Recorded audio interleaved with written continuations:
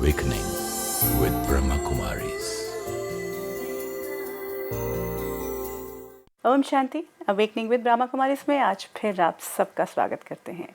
अब हम एक परिवार की तरह हैं। आप सब यही मानते हैं कि जैसे जब भी हम आपके साथ कार्यक्रम में होते हैं या बाहर में मिल रहे होते हैं, ऐसा लगता है जैसे हम एक दूसरे को जानते हों। ऐसी हमारी कोशिश है कि ब्रह्मा कुमारीज ईश्वरीय विश्वविद्यालय, जो अब आपका भी परिवार बन गया है, उनके जो बड़े हैं उनसे आपकी मुलाकात कराते रहें। तो आज मुलाकात करते हैं दादी हृदय मोहिनी जी से। जी हाँ, जिन्हें हम प्यार से दादी गुलजार भी कहते हैं और जो ब्रह्मा कुमारीज की एडिशनल एडमिनिस्ट्रेटिव हेड हैं। और साथ में हमारे साथ हैं आज ब्रह्मा कुमारी सिस्टर शिवानी। ओम शांति। दादी गुलजार की अगर हम बात करें तो जब से शुरुआत हुई अगर हम विश्वविद्यालय की बात करें, तब से ऐसा लगता है जैसे साथ जुड़े हों। उनके बारे में क्या बताना चाहेंगे? दादी गुलजार came to the Brahma Kumaris when she was 9 years old. तो 9 वर्ष की आयु में आप इस ईश्वरीय विश्वविद्यालय से जुड़े और तब आपने विद्यालय में ही रहकर अपनी पढ़ाई भी की, जो नॉर्मल स्कूल लाइफ होती है, और साथ साथ ये स्पिरिचुअल नॉलेज की भी स्टडी आपने की। और शुरू से ही आपका जीवन जैसे आध्यात्मिकता की फाउंडेशन पर है। और तब फिर आपने 14 साल, क्योंकि विद्यालय में जो शुरू में बहनें, जिनको आज हम दादीज कहते, जो शुरू में बहनें जुड़ी, उन्होंने 14 साल अखंड तपस्या की।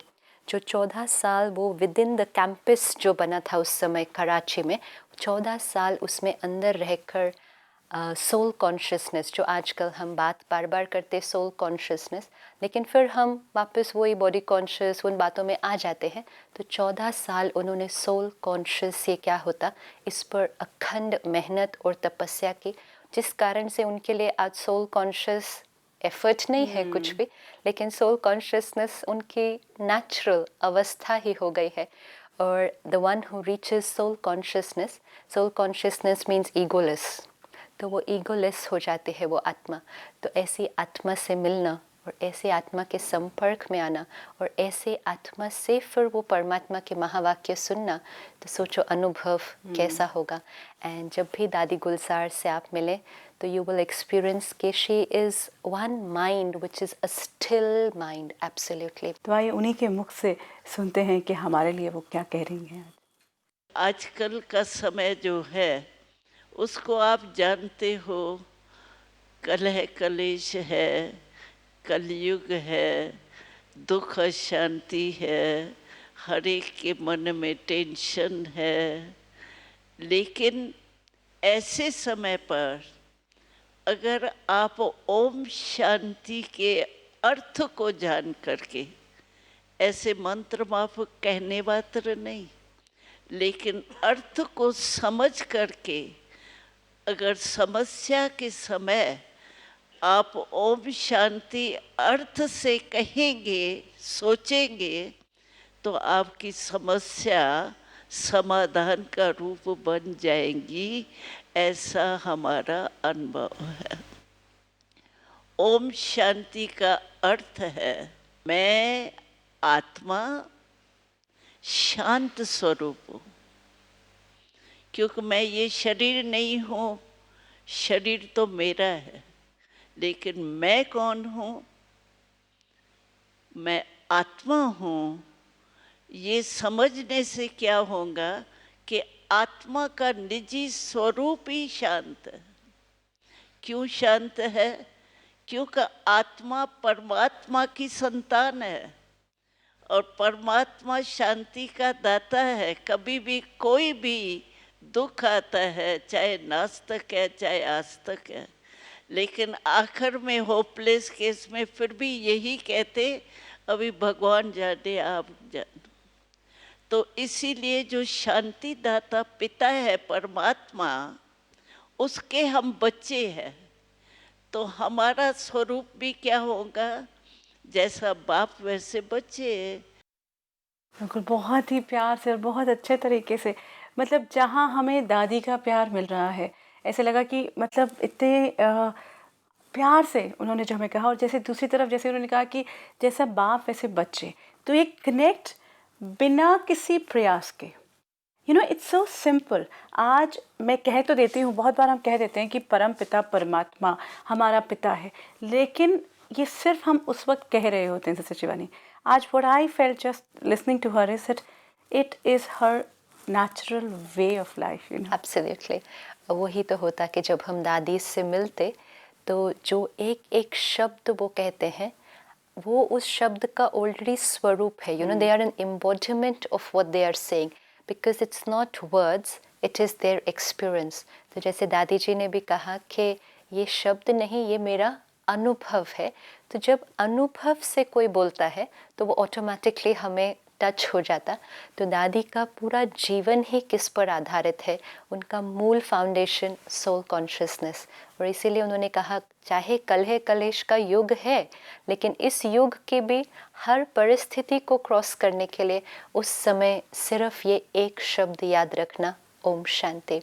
अब ओम शांति भी अगर हम देखें तो हमने बहुत बार पहले सुना है, कई बार भजन करते हैं, कुछ यू नो कितनी बार मंत्रों में ओम शांति या ओम शांति ओम, ये कितनी बार, लेकिन उसका अर्थ, तो शब्द उच्चारण बहुत बार हुआ, लेकिन अर्थ के स्वरूप में एक है the word, then is the meaning of the word, and then is establishing Realization, yes. yourself in the meaning of the word.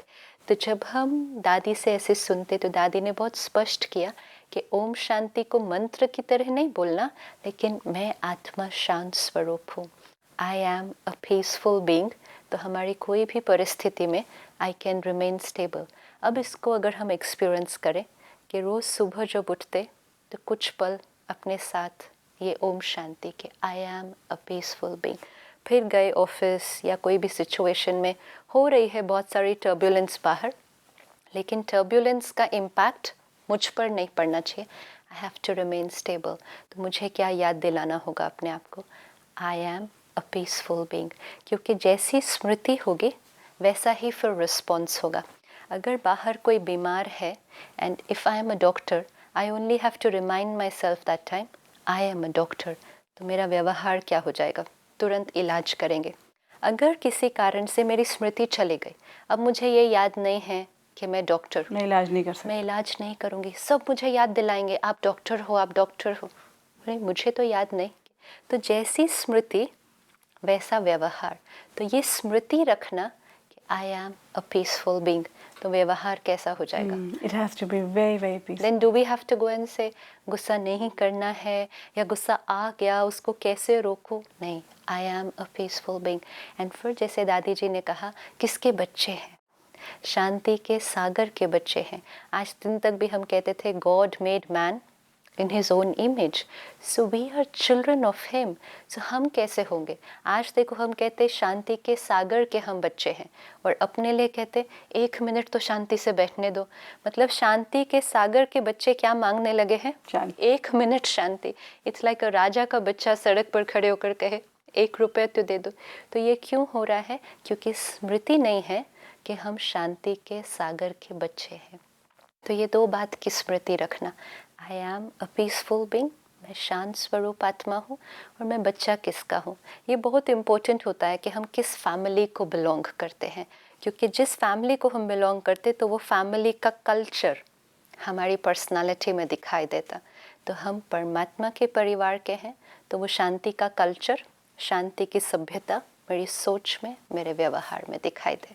बहुत सुंदर। और जैसे बात जब हम करते हैं तो शायद तब हमें याद रहे, लेकिन जैसे दादी को हमने देखा तो उनका तो वो कहना ही इतना अच्छी अनुभूति खुद को दे जाता है, and then the realization starts happening that yes it's very easy, yes you know, and I neither like not like this कि I am a peaceful soul because I am his child as well, you know. ये भी याद रखना उनके सामने तो बिल्कुल possible है। और अगर दादी की हम बात करें तो दादी गुलजार की एक बात हमने अभी सुनी, कुछ और बातें भी सिस्टर शिवानी साथ मिलकर सुनते हैं कि वो अब क्या कहती हैं। दुनिया में भी सभी मानते हैं कि ये तो मुसाफिर खाना है, आए है चले जाना है। तो ये मुसाफिर खाना है तो हमारा घर कौन सा है, कोई तो घर होगा या ठिकाना ही नहीं है। तो आत्माओं का घर जो है वो है शांति धाम, मुक्ति धाम, जिसको निर्वाण धाम भी कहते हैं। ये 3 स्मृति में रखेंगे, आत्मा, परमात्मा और हमारा घर। ये तीनों ही बातें अगर आप स्वरूप में याद लाएंगे तो आपकी समस्या जो है, क्योंकि आपने परमात्मा को याद किया ना, तो परमात्मा से क्या मिलेगा? आपको आत्मा में शांति की अनुभूति होगी, और शांति की अनुभूति होने से अशांति ऑटोमेटिकली खत्म हो जाएगी। Amazing, you know, again what the realization is, जिस तरह से दादी ने कहा कि सिर्फ इन्हीं 3 रिश्तों को अगर याद कर पाएँ या इन्हीं एस्पेक्ट्स को अगर हम याद रख पाएँ और अनुभूति रखें, तो वो कौन सी ऐसी बातें हैं जो हमें अभी भी ऑब्स्टिकल कर पाती हैं? एक तो सबसे पहले बहुत इम्पोर्टेंट है हम किसके बच्चे हैं, ये याद रखना। लेट्स से कि दुनिया की रीति से हम देखें, मेरा पिता prime minister of the country है या कोई बहुत बड़ा वर्ल्ड टू डू। अब अगर वो बहुतों की सेवा कर रहा है, बहुतों के लिए इतना कुछ कर रहा है, जो उससे जो मांगता उसको वो मिल जाता, अगर वो इतनों को दे रहा है तो मुझे, अब मुझे तो मांगना भी नहीं पड़ेगा, मुझे क्या करना है, मुझे तो हक से लेना है, क्योंकि जो उसका है वो मेरा है। तो आज दिन तक हम भगवान से मांगते आए। बच्चे को देखो, बच्चे को पिता से मांगना नहीं पड़ता है। आप घर में अपने देखो, आपका बच्चा सिर्फ मांगेगा थोड़ी, आज मुझे ये दे दो प्लीज, मुझे ये दे दो, वो सिर्फ बोल देगा मुझे ना ये चाहिए, अब मुझे ये चाहिए। क्यों? जो आपका है वो मेरा है। बच्चे में और दास में, जो से दास है उसमें क्या फ़र्क है? दास को तो मांगना पड़ेगा। अब हमें परमात्मा के साथ कौन सा संबंध जोड़ना है? हमें लगता है कि ये हमारी ह्यूमिलिटी है कि हम परमात्मा को कहते कि हम तो तेरे चरणों की धूल है, हम तो तेरे दास हैं, फिर हम तो उससे सिर्फ मांगते ही रहते। लेकिन बच्चा, जब हम उसको कहते कि वो परम पिता है, वो पिता है, तो पिता से मुझे मांगना नहीं पड़ेगा। इवन शांति मुझे मांगनी नहीं है, वो शांति का सागर है, तो जो उसका है मुझे ले लेना है बस, वो है ही, वो ऑलरेडी मेरा है। तो इसलिए दादी ने कहा ये 2 बातें बहुत क्लियर याद रखने। और तीसरा, हमारा घर शांति धाम। देखो नॉर्मल भी हम जब ऑफिस जाते, तो ऑफिस जाते सारा दिन काम करते करते रेस्ट करने के लिए हमें कौन सी जगह याद आती? कि घर जाना है, क्योंकि ये है कर्म क्षेत्र, वो है आराम का स्थान। तो ऐसे ही जब हम इस सृष्टि पर आते तो ये हमारा कर्म क्षेत्र है। आप देखो आज भी जब कभी दुखी होते हैं, ये होते हैं, तो ऊपर की तरफ नज़र जाती और कहते हैं बस अब रेस्ट चाहिए। क्या है ऊपर वो नहीं पता। तो परमात्मा ने आकर बताया कि इस सृष्टि रंगमंच से पार, जो हम यूनिवर्स, जिसको हम स्पेस, अंतरिक्ष कहते, उसके भी पार जो है वो है आत्माओं का रहने का स्थान, जिसको हम परम धाम, शांति धाम कहते, where all the souls reside and so does the supreme soul। तो उस परमात्मा के घर, मुझ आत्मा का घर। तो अब मैं यहाँ से एक्चुअली तो नहीं जा सकती ना आत्मा निकल कर, लेकिन अगर मैं 1 मिनट पे उस घर को याद करती हूँ, तो याद करते ही मुझे वो शांति की, वो आराम की, वो कंफर्ट की फीलिंग यहीं आ जाती। तो इसलिए दादी ने कहा 3 चीज़ें याद रखनी। मैं आत्मा शांत स्वरूप, शांति के सागर का बच्चा और शांति धाम का रहवासी हूँ।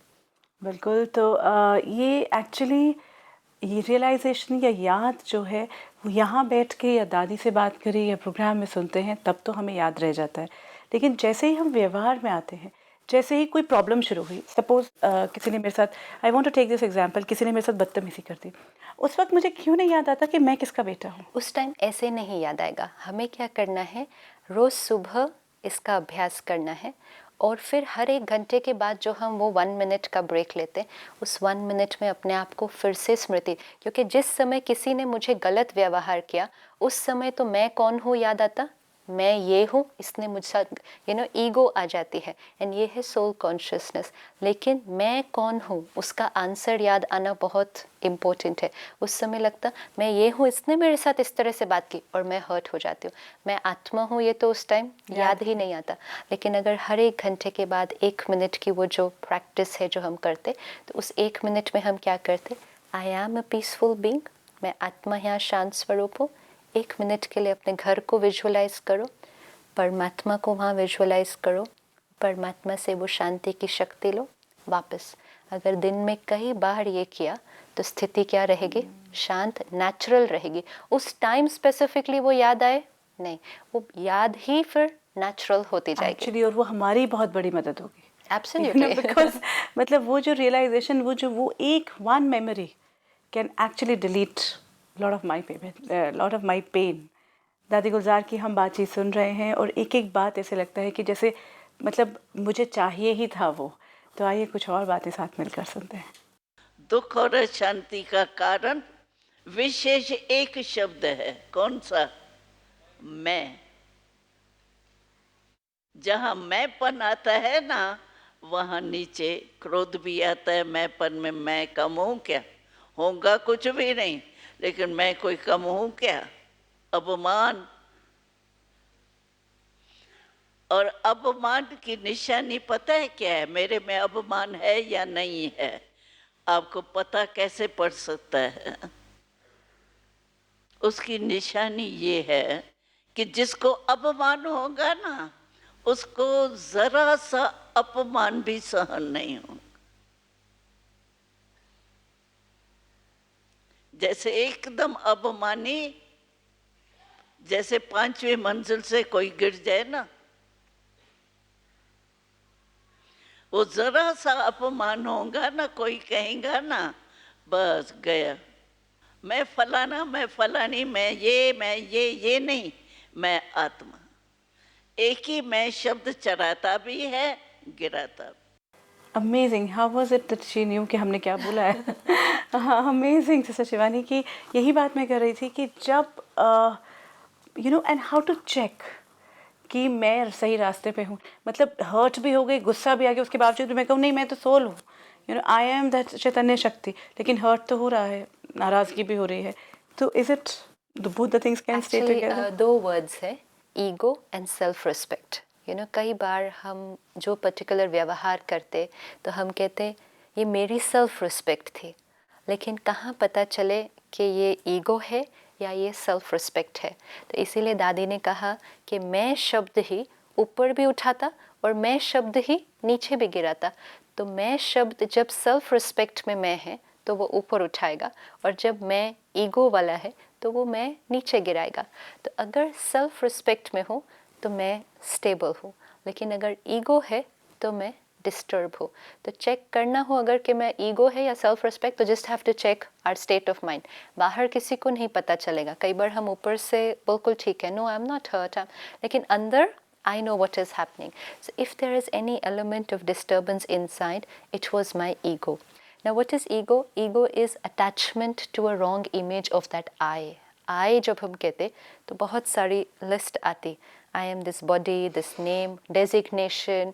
I am the relation, कि मैं किसी की माँ हूँ, मैं किसी की पत्नी हूँ।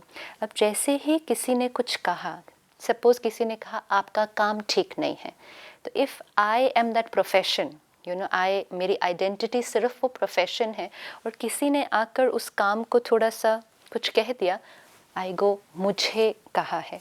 किसी ने आकर कह दिया आपके बच्चे ठीक व्यवहार नहीं कर रहे हैं, तो I am the mother and मुझे कहा, तो आई गेट डिस्टर्ब। तो ये आई जब राइट आंसर्स नहीं होते हैं, ये सब कुछ मेरा है, रोल्स रिस्पॉन्सिबल, लेकिन this is I and it gets hurt, I get disturb. इसलिए लेकिन जब आई आत्मा हो तब डिस्टर्बेंस नहीं होगा। तो मैं शब्द सारा दिन में हम बहुत बार यूज़ करते, आज दिन तक भी कई बार सुना कि मैं शब्द को ख़त्म करेंगे तो सारी प्रॉब्लम सॉल्व हो जाएगी, हुए माई का आंसर करेंगे तो सारी प्रॉब्लम सॉल्व हो जाएंगी। लेकिन सारा जीवन ही इसमें बिता देते कि हुए माई का आंसर क्या है। तो I am the soul, I am that peaceful being. तो मैं शब्द नहीं हट सकता, लेकिन मैं आत्मा, क्योंकि काम भी तो मुझे अपने ऊपर ही करना है। हाँ, हम पूरी लेकिन जितनी मैं भी कौन, हाँ। मैं शब्द नहीं खत्म होगा कभी भी, मैं शब्द तो सारा दिन आ रहा है, लेकिन मैं कौन, मैं आत्मा ये कर रही हूँ, बजाय कि मैं माँ ये कर रही हूँ, मैं चेकिंग भी तो मुझे अपनी ही करनी है। Absolutely, लेकिन वो तो आत्मा की चेकिंग करनी है ना, कि आत्मा के अंदर कौन से संकल्प चल रहे हैं, मुझे आत्मा के अंदर क्या इस टाइम कोई हर्ट क्रिएट हो रहा है, तो वो मैं आत्मा। तो मैं शब्द जब भी बोले तो मैं आत्मा, ना कि मैं वो पूरी लिस्ट, जहाँ वो लिस्ट आती मैं के साथ, तो तब थोड़ा भी अगर किसी ने कुछ कहा तो डिस्टर्बेंस की फीलिंग आती, क्योंकि ईगो है तो इंसल्ट हो जाएगी, सेल्फ रिस्पेक्ट है तो इंसल्ट नहीं होगी। और बहुत बार हम सेल्फ रिस्पेक्ट के नाम पर खुद को भी धोखा दे रहे होते हैं। Sister Shivani, thank you so much.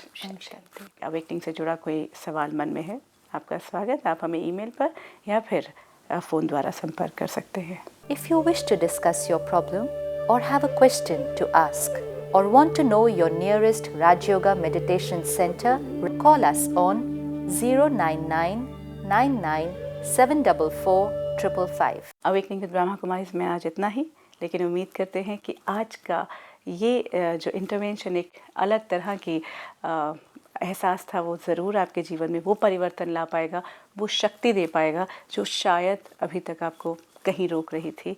और आगे भी मुलाकात होती रहेगी। विदा लेते हैं आपसे। Om Shanti. Om Shanti. I'm a peaceful soul. Om Shanti Om. I'm a peaceful soul. ये ध्वनि मंगल ध्वनि है। ओम शांति ओम। This